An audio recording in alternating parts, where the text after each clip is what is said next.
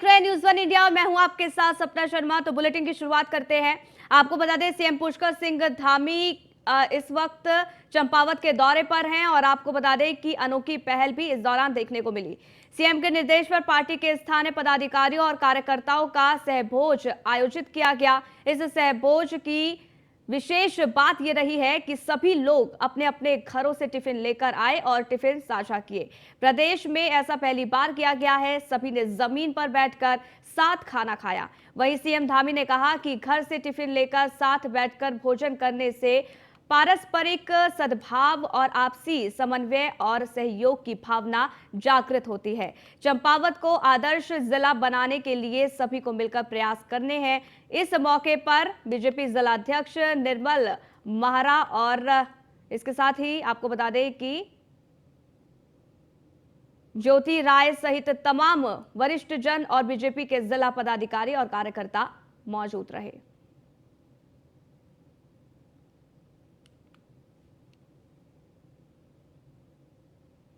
वहीं देहरादून में बढ़ती लव जिहाद की घटना को देखते हुए यमुना घाटी के व्यापारियों ने बाजार बंद किया है, जिस पर मंत्री रेखा आर्य ने कहा है कि इन मामलों को देखते हुए हमें सतर्क रहना चाहिए। खासतौर पर जिन लड़कियों ने केरला स्टोरी नहीं देखी उन्हें यह देखनी चाहिए, क्योंकि इस स्टोरी में इस घटना की विस्तृत जानकारी है कि किस तरह से धर्म विशेष के लोग माइंड वॉश करते हैं। वहीं कांग्रेस के प्रदेश अध्यक्ष ने रेखा आर्य के बयान पर कटाक्ष किया है। उन्होंने कहा कि ऐसे बयान देते वक्त उनको मंत्री पद और संविधान की गरिमा का भी ख्याल रखना चाहिए। अपराधी जो भी हैं, अगर अपराध सिद्ध होता तो उनके खिलाफ कार्रवाई होनी चाहिए। कानून अपना काम करे, प्रशासन को अपना काम करना चाहिए, लेकिन जो रहने वाले रिहायशी लोग हैं उनकी सुरक्षा की जिम्मेदारी भी सरकार और प्रशासन की होती है, तो देखें। और ये भी हो सकता है कि कुछ ऐसे लोग भी हो सकते हैं जिनको कुछ पैसा दिया गया हो ये सब करने के लिए, ताकि एक माहौल क्रिएट किया जा सके। तो जांच के बाद ही पता चलेगा। मुख्यमंत्री जी को तुरंत इस पर एक जांच भी बैठानी चाहिए कि अचानक एक सी घटनाएं सब लोगों कैसे हो रही हैं। अपराधी जो भी हैं, अगर अपराध सिद्ध होता तो उनके खिलाफ कार्रवाई होनी चाहिए। कानून अपना काम करे, प्रशासन को अपना काम करना चाहिए, लेकिन जो रहने वाले रिहायशी लोग हैं उनकी सुरक्षा की जिम्मेदारी भी सरकार और प्रशासन की होती है, तो देखें। और ये भी हो सकता है कि कुछ ऐसे लोग भी हो सकते हैं जिनको कुछ पैसा दिया गया हो ये सब करने के लिए, ताकि एक माहौल क्रिएट किया जा सके। तो जांच के बाद ही पता चलेगा। मुख्यमंत्री जी को तुरंत इस पर एक जांच भी बैठानी चाहिए कि अचानक एक सी घटनाएं सब लोगों कैसे। देवभूमि को कुछ लोग जो है कलंकित करना चाहते हैं और कुछ लोग अपनी गलत मंशा के साथ में गलत आचरण को अपनाते हुए देवभूमि के आचरण के विपरीत आचरण को अपना रहे हैं। मुझे लगता है कि हम लोगों को ही सजग होना चाहिए। हम उत्तराखंडियों को ही सजग हो जाना चाहिए। और खासकर बेटियों से तो मैं ये कहूंगी कि यदि आपने द केरला स्टोरी नहीं देखी है तो प्लीज उसको देखने का काम करें। द केरला स्टोरी में वो सब घटनाएं हैं, वो हिंदू लड़कियां हैं जिनको किस प्रकार से भ्रमित करके, माइंड वॉश करके, किस प्रकार से उनको कौन सी दिशा की ओर डाइवर्ट किया जाता है, यह सब हम लोग देख रहे हैं। वहीं देहरादून में लैंसडाउन चौक पर एकत्रित हुए भैरव सेना के सैकड़ों कार्यकर्ताओं ने जमकर विरोध प्रदर्शन यहां किया है। आपको बता दें राज्य में बढ़ते लव जिहाद के मामलों के खिलाफ जमकर विरोध प्रदर्शन यहां हुआ, जिसमें आक्रोशित कार्यकर्ताओं ने पुतला दहन कर जिलाधिकारी के माध्यम से प्रधानमंत्री और मुख्यमंत्री पुष्कर सिंह धामी के नाम से एक ज्ञापन भी यहां पर सौंपा गया है। ज्ञापन के माध्यम से उत्तरकाशी, आपको बता दें इसके साथ ही विकास नगर सहित अन्य क्षेत्रों में हुए लव जिहाद की घटना के दोषियों के खिलाफ सख्त कार्रवाई की मांग भी की गई है। साथ ही राज्य में बाहरी लोगों के सत्यापन की भी मांग यहां की गई है। तो जितने भी मामले यहाँ पर आ रहे हैं वो सारे मामले बाहरी राज्यों से आए हुए गैर हिंदुओं के द्वारा ये घटनाएं घट रही हैं और विशेष समुदाय के लोगों के द्वारा घटनाएं घट रही हैं। हमारा यही मांग है हमारे मुख्यमंत्री जी से कि हम चाहते हैं कि जितने भी लोग यहाँ पर आए इनका सत्यापन किया जाए और सत्यापन हर 6 महीने की परिधि में किया जाए। और जो लोग यहाँ पर काम के तलाश में यहाँ पर आ रहे हैं, रेहड़ी फल जो भी मतलब कुछ लगा रहे हैं, उनका जो है लोकल व्यक्ति जो भी ग्रांटर हो, जिनके माध्यम से यहाँ पर जॉब कर रहे हैं, काम कर रहे हैं, उनको यहाँ पर ग्रांटर बनाया जाए, ताकि यदि वो कुछ घटनाएं करते भी हैं तो उन घटनाओं में जो है उस व्यक्ति को हम वहाँ पर पर मतलब वादी बनाकर उसको आगे कर सकते हैं। जिम्मेदार होगा। वहीं उत्तराखंड में इन्वेस्टर समिट नवंबर और दिसंबर में प्रस्तावित है, जिसको लेकर सरकार अपनी तैयारियों में लगी हुई है। वहीं दूसरी ओर इन्वेस्टर मीट को लेकर भी कांग्रेस प्रदेश अध्यक्ष करण माहरा ने कई सवाल खड़े किए हैं। आपको बता दें कि सवाल उठाते हुए प्रदेश अध्यक्ष ने कहा है कि इन्वेस्टर मीट को लेकर 100 करोड़ रुपए का MOU सरकार ने साइन कर लिया है, लेकिन प्रगति रिपोर्ट अभी तक शून्य बनी हुई है। वहीं उन्होंने कहा है कि मुख्यमंत्री अब इन्वेस्टर मीट को लेकर सिंगापुर में रोड शो करने वाले हैं। ऐसा ना हो कि इन्वेस्टर मीट सिर्फ सैर सपाटे तक ही सीमित रहे। इन्वेस्टर्स समिट जो त्रिवेंद्र जी ने किया था, उसमें कुछ आए भी और कुछ नहीं भी आए। वो कोशिश थी, और ये हर मुख्यमंत्री अपने यहाँ कोशिश करता है। लेकिन जो अब होने जा रहा है ये तो गजब हो रहा है। पहले तो मैकेंजी लाए इन्वेस्टर्स लाने के लिए, उनके संग 100 करोड़ के आसपास का MOU भी कर लिया, लेकिन 6 महीने में प्रगति जो है शून्य है। और मैकेंजी ऐसी है जिसपे ED का छापा पड़ गया कंपनी में, और 2 स्टेट्स में वो ब्लैकलिस्टेड भी है। और अब मुख्यमंत्री जी सिंगापुर इत्यादि में रोड शो करने वाले हैं। तो मुझे लगता है सैर सपाटे तक ये सीमित ना रहे, और वाकई में सच में अगर कोई इन्वेस्टमेंट आती है और यहाँ काम करने का माहौल हो तो निश्चित ही सब आएंगे। जिस तरीके का माहौल, अराजक माहौल प्रदेश में बन रहा है, ऐसे में कौन। वहीं कानपुर विधानसभा सीट से निर्दलीय विधायक उमेश कुमार और बीजेपी के पूर्व विधायक कुंवर प्रणव सिंह चैंपियन के आपसी झगड़े में इस बार भाषा की सारी मर्यादा पार हो गई है। दोनों ने सोशल मीडिया पर एक दूसरे पर जमकर कटाक्ष किए। क्या कुछ कहा, आइए आपको सुनाते हैं। हमारा असलियत कहने के लिए मुझे मेरे लोगों ने बाध्य किया, और मैं शुरू कर रहा हूं कि तुम जैसा आदमी जिसका कोई वजूद नहीं, जो अपराधी रहा हो, चोर रहा हो, जेल गया हो, उसको क्या अधिकार है बोलने का भाई? क्यों सोनू बब्बर? झटका लगा सुन के सोनू? उमेश नहीं, सोनू। चल मिलक दुहाई में चलते हैं बे, जहां तू और तेरा परिवार, जो निठहरा दादरी के जिला पंचायत अध्यक्ष थे नरेश भाटी जी, उनके साले चौधरी अशोक गुजर जी और रईस एडवोकेट राजा त्यागी जी के होटल पे जो तूने रहा, खाया, अपना तथाकथित शर्मा होटल, मरहूम जगदीश जी जो तुम्हारे फादर, अब फादर की बात आ गई तो हो देखना पड़ेगा भाई, कितने बाप हैं तुम्हारे भाई? 4 भाई बहन, 2 भाई जो दिल्ली में लाजपत राय मार्केट में बिजली का काम करते हैं, मुखर्जी नगर में रहते हैं, 2 बहनें, एक रोहिणी में और एक और जिनके पति आर्मी से रिटायर हुए हैं। सब पता निकाल लिया बेटा मैंने तेरा। और तुम्हारी माता तो देखो सबकी माता है, हमारी भी है बेचारी, लेकिन कुछ कर्म और कुकर्म होते हैं। कमलेश जी तुम्हारी माता जी जब तीतरों में नर्स थी तो तुम्हारे तथाकथित पिता जगदीश उनको भगा करके लाए थे, और कहां रहे थे?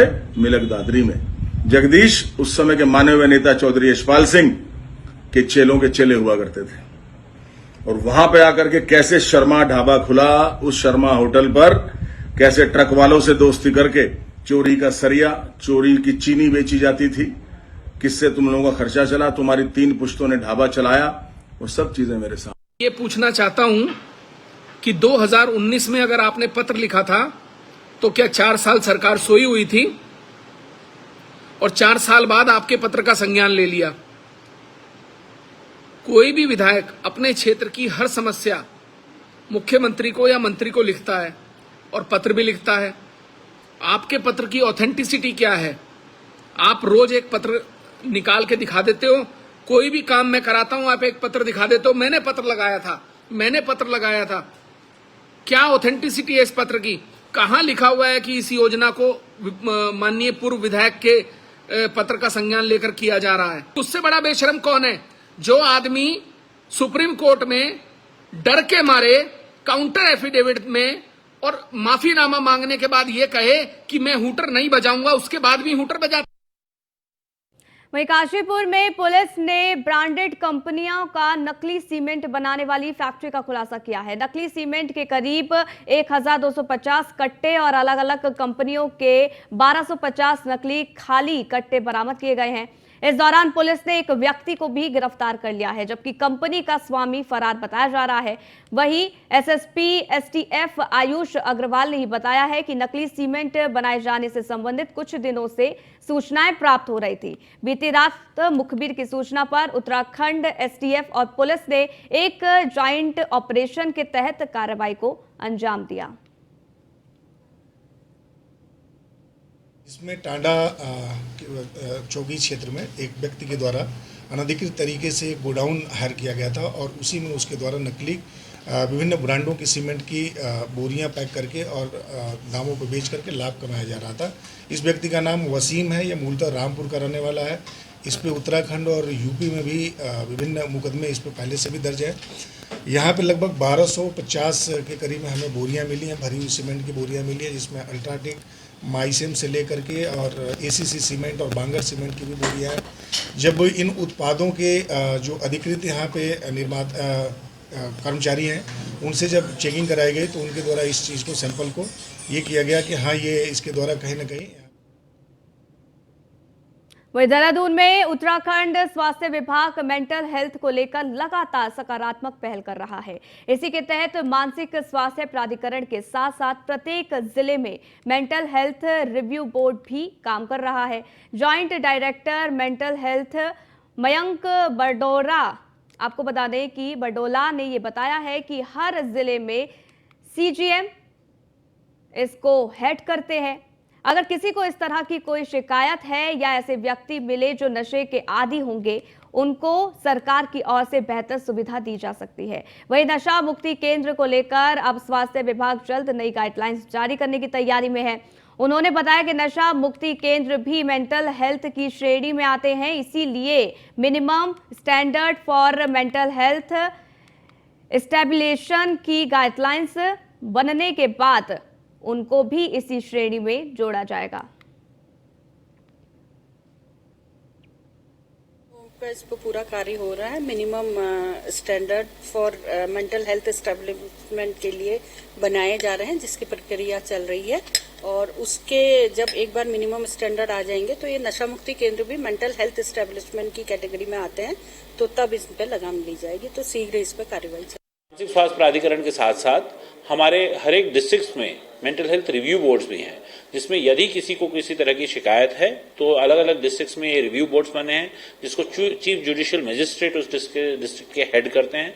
कोई भी इस तरह की कोई शिकायत हो या किसी भी मानसिक व्यक्ति आपको सड़क में मिले या कोई नशा में ग्रसित कोई व्यक्ति मिले तो इन बोर्डों में भी अप्रोच किया जा सकता है। आप सीएमओ को भी अप्रोच कर सकते हैं और इसमें हम इंश्योर करेंगे कि उस व्यक्ति विशेष को। वहीं उत्तराखंड में उत्तराखंड बोर्ड की 10वीं और 12वीं की परीक्षा में एक और 2 विषय में फेल छात्र छात्राओं के लिए राहत की खबर है। शासन की ओर से अंक सुधार परीक्षा का शासनादेश जारी कर दिया गया है, जिसमें ये कहा गया है कि हाई स्कूल में 2 और इंटरमीडिएट में 1 विषय में फेल छात्र छात्राओं को पास होने के 3 अवसर दिए जाएंगे। इसके साथ ही आदेश के मुताबिक हाई स्कूल में अधिकतम 2 विषयों और इंटरमीडिएट में 1 विषय में फेल छात्र अंक सुधार परीक्षा दे सकेंगे। इसके लिए छात्र छात्राओं को परीक्षा परिणाम जारी होने के 3 सप्ताह के भीतर या फिर उत्तराखंड बोर्ड की ओर से तय तिथि के भीतर आवेदन करना होगा। अंतर्राष्ट्रीय मिलेट वर्ष भी चल रहा है, तो जो इस तरह के हमारे स्थानीय उत्पाद हैं मोटे अनाज के, उसके लिए भी स्टॉल दिया हुआ हमने। इसके अलावा हस्तशिल्प संबंधी जो उत्पाद हैं उसके लिए भी वहाँ जगह दी हुई है। और जो सांस्कृतिक संध्या हमने दी है वो भी स्थानीय जो हमारे बैंड हैं या स्थानीय कलाकार हैं उनको तरजीह दिया है। इसके अलावा जो सरकारी योजनाएं हैं और आम जन से जुड़ी हुई हैं उनके प्रचार प्रसार की भी व्यवस्था की है। कर प्राधिकरण के स्तर पर जो कार्रवाई की जानी है उसका डीपीआर डिजाइन ड्राइंग हम लोगों ने लगभग फाइनल कर लिया है, तो शीघ्र ही। वहीं देहरादून में बाघों के संरक्षण में उत्तराखंड देश में अग्रणी भूमिका निभा रहा है। साल 2008 में प्रदेश में बाघों की संख्या 179 थी, जो साल 2018 में 442 पहुंच गई है। राष्ट्रीय स्तर पर 2018 में की गई बाघों की गणना के मुताबिक मध्य प्रदेश और कर्नाटक के बाद उत्तराखंड तीसरे स्थान पर है।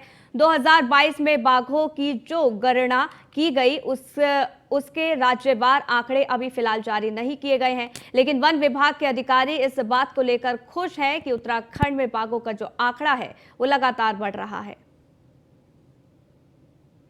कोचिंग का कोई प्रमाण नहीं मिला है। किसी भी मृत्यु के मामले में कोई भी उसका शरीर का अवयव ऐसा वहाँ पे हटाया गया हो, इसका कोई आभास नहीं है और वो प्रत्यक्ष रूप से ऐसा कोई प्रमाण नहीं मिला है। NTCA जो है उसकी अपनी गाइडलाइंस है, उसका एक स्टैंडर्ड ऑपरेटिंग प्रोसीजर है, जिसके अनुसार ही इस तरह की मृत्यु के केसेस में जानकारी दी जाती है और पोस्टमार्टम कराया जाता है और आगे जांच की जाती है। इन सभी घटनाओं को देखते हुए विशेष रूप से जो तराई के क्षेत्रों में जो घटनाएं हुई हैं, तो वहाँ के जो मुख्य वन संरक्षक स्तर के वरिष्ठ अधिकारी हैं उनको इस पूरे घटनाक्रम की।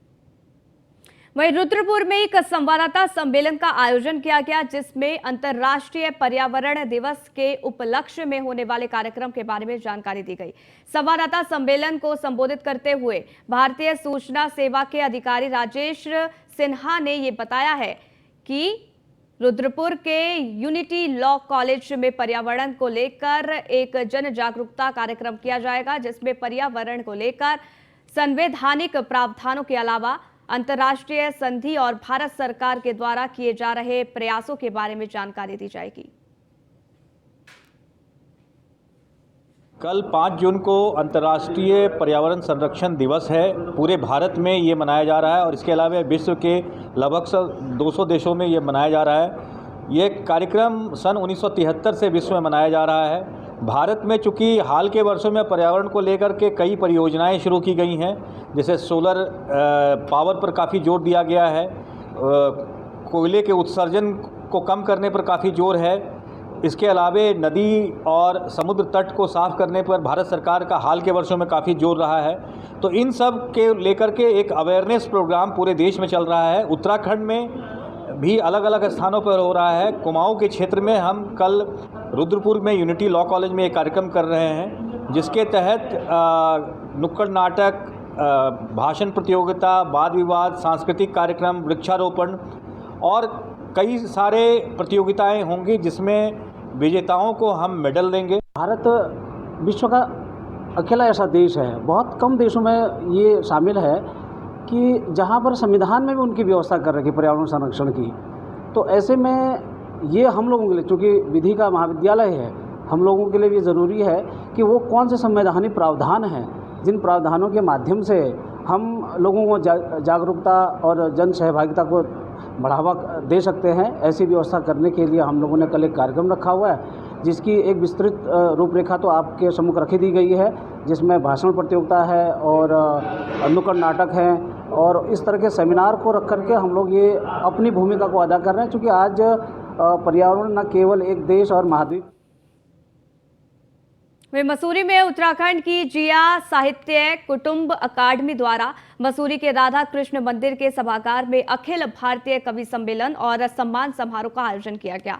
कार्यक्रम के मुख्य अतिथि पूर्व पालिकाध्यक्ष मनमोहन सिंह मल और बीजेपी के प्रदेश उपाध्यक्ष राजेश नौटियाल और मसूरी ट्रेडर्स वेलफेयर एसोसिएशन के अध्यक्ष रजत अग्रवाल ने दीप प्रज्वलित कर कार्यक्रम का शुभारंभ किया। आपको बता दें कि कवि सम्मेलन की विशेष तौर पर सांप्रदायिक सौहार्द की अनूठी मिसाल पेश की गई।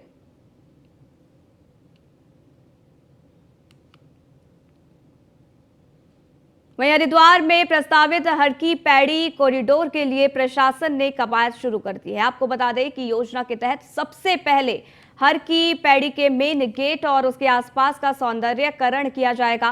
साथ ही हर की पैड़ी पुलिस चौकी को भी शिफ्ट यहां किया जाएगा। सौंदर्यकरण के बाद विश्व प्रसिद्ध हर की पैड़ी कैसी नजर आएगी, उसकी तस्वीरें भी अब सामने आ गई है। प्रशासन ने डिजाइनर कंपनी से मिली तस्वीरों को साझा किया है। डीएम धीरज सिंह गर्ब्याल ने अधिकारियों को हर की पैड़ी पुलिस चौकी शिफ्ट करने के लिए जमीन चिन्हित करने के निर्देश दिए हैं। डीएम ने कहा है कि हर की पैड़ी कॉरिडोर का उद्देश्य यहां की भव्यता को बढ़ाना है, साथ ही आने वाले श्रद्धालुओं को ज्यादा से ज्यादा सुविधा मिल सके, उसको भी ध्यान में रखकर काम किया जा रहा है।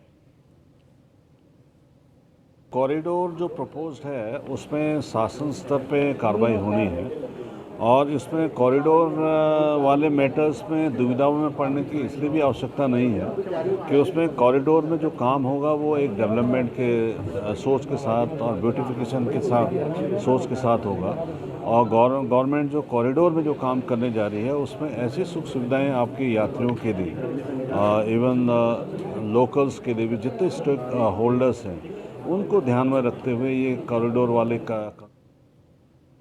वहीं देहरादून में इस बार वन अग्नि के मामलों में बड़ी कमी देखने को मिली है। आपको बता दें, इस बार पिछले साल के मुकाबले केवल 10% ही मामले सामने आए हैं। इस बार पहाड़ों में आग लगी तो बारिश भी जमकर हुई है। वहीं वन मंत्री सुबोध उनियाल के अनुसार वन महकमे ने भी इस बार कई उपाय किए जिससे वनों में आग की घटनाओं में कमी आई।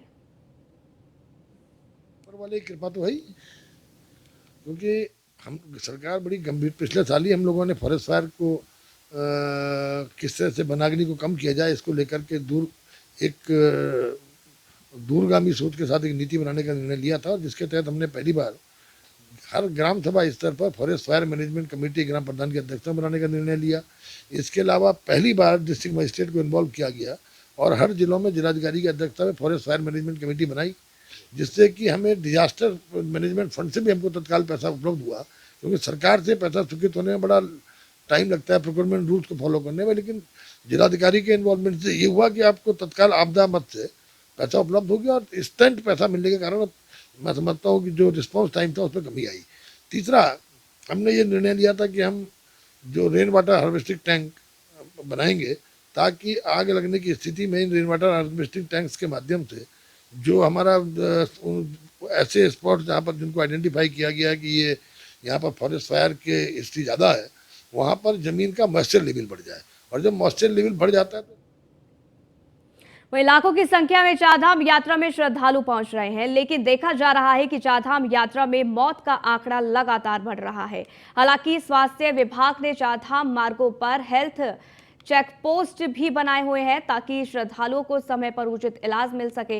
हालांकि स्वास्थ्य महानिदेशक विनीता शाह ने कहा है कि चारधाम मार्गों पर मौसम खराब और विषम परिस्थितियों के चलते भी स्वास्थ्यकर्मी लगातार अपनी सेवाएं दे रहे हैं और हम यह भी सुनिश्चित कर रहे हैं कि स्वास्थ्य व्यवस्थाओं के अभाव में किसी की मृत्यु ना हो, इस पर भी विभाग लगातार नजर बनाए हुए हैं। मौसम और परिस्थिति के बावजूद भी हमारी जो टीमें चारधाम में पूरे मनोयोग से काम कर रही हैं और जो फैसिलिटी पे आने वाले जो भी लोग हैं उनको पूरी ट्रीटमेंट दिया जा रहा है। इसके अलावा स्क्रीनिंग भी की जा रही है और लोगों को अलर्ट किया जा रहा है, एडवाइस की जा रही है। लेकिन हमने ये पाया कि हमारे वहाँ हेल्थ फैसिलिटी में सुविधा की कमी की वजह से डेथ ना हो, इसी पे हमारा रिव्यू है और हम श्रद्धालुओं से यही करेंगे कि अपनी हेल्थ को पहले ध्यान रखें। लक्सर में कोतवाली तिराहे के निकट एक निजी यूनानी आयुर्वेदिक पैरामेडिकल कॉलेज के वेलनेस सेंटर का उद्घाटन करने के लिए भारतीय चिकित्सा परिषद की रजिस्ट्रार नर्मदा गुस्साई पहुंची। आपको बता दें कि इस दौरान आम आदमी पार्टी के प्रदेश उपाध्यक्ष आजाद अली और भारतीय चिकित्सा परिषद बोर्ड के सदस्य डॉक्टर मती उल्लाह मजीद भी मौके पर बतौर मुख्य अतिथि के रूप में शिरकत करने के लिए पहुंचे।